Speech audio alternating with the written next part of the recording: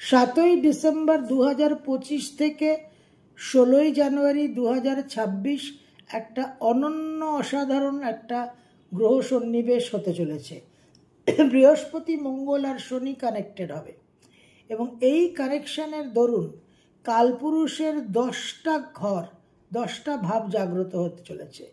এই তিনটে গ্রহর কানেকশনের মধ্যে রাহুকেতু সবসময় একটা তাদের স্বভাবই হচ্ছে লুকিয়ে ঢুকে পড়া, তো রাহুও কিন্তু এর মধ্যে প্রবেশ করছে। রাহু বৃহস্পতির একটা এনার্জি এবং অ্যাসপেক্ট এক্সচেঞ্জ থাকছে।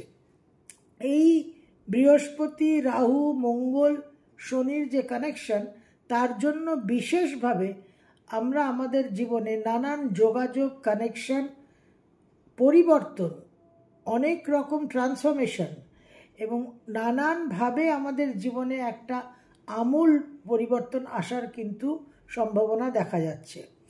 বৃশ্চিকের মঙ্গল ইথিওপিয়ার যে ভলক্যানিক ইরাপশন এর একটা আমাদের ঝলক দেখালো, এরকম এই মঙ্গল কিন্তু বিশেষভাবে অ্যাক্টিভেটেড হবে।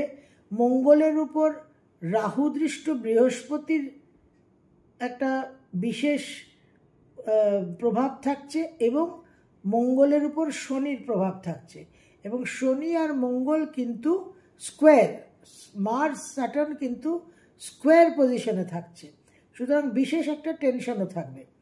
আমাদের সকলের জন্মছকে লগ্ন সাপেক্ষে মিথুন, ধনু আর মীন যে ভাবের অধিপতি, সেই ভাবে কিন্তু আমরা বিশেষ করে পরিবর্তন আশা করতে পারি।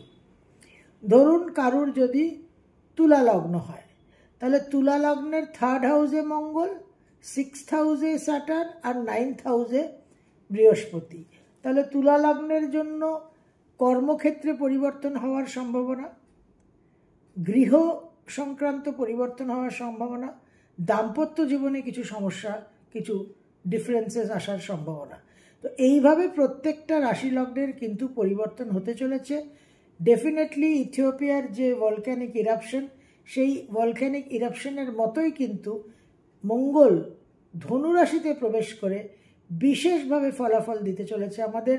2025 মঙ্গলের বছর এবং মঙ্গল তার যে আধিপত্য সেটা ত্যাগ করার আগে তার যে কি ক্ষমতা, তার যে কতটা পাওয়ার, সেটা কিন্তু অবশ্যই আমাদের দেখিয়ে দিয়ে যাবে। প্রত্যেকটা রাশি লগ্নের জন্য আলাদা আমরা আলোচনা করব।